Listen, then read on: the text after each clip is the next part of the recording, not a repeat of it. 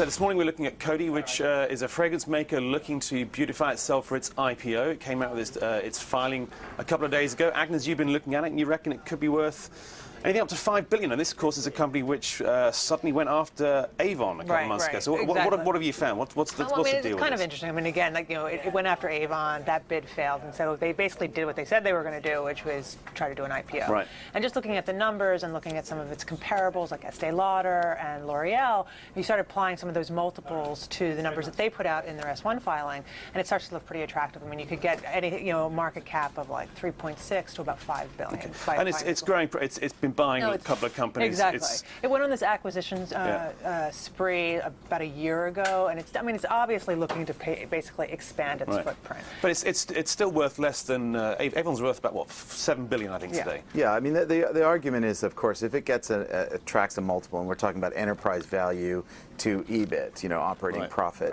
Basically, if it trades at anything like 15 times, which is where Estee is, or if it trades at 19 times where L'Oreal is, you basically have a relative to Avon, which is at 13, you have a pretty attractive piece of paper that you can start to shop around and offer to Avon shareholders who have suffered for quite some time. And the company had, it rebuffed this bid, put in new management-ish, because they still have the chairman there who was part of the problem. They'll have another bite at that cherry.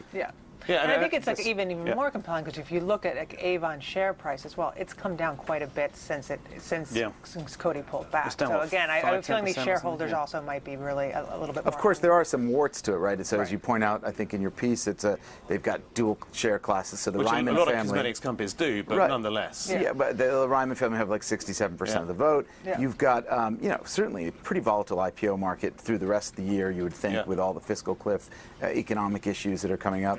And $700 million, it's not huge, but it's all it's existing stock. So none of that goes to the company. There's no paying down of debt. It goes to almost certainly a couple of private equity guys that back the family. And why buy into an IPO necessarily when you got the current owners selling out? If what they might want to do is turn around and load on more debt to buy another company, I suppose. I mean, there is that overhang, but you've got a management team led. The chairman is Bart Becht, who ran Reckitt Benckiser in the UK, so Anglo-Dutch company.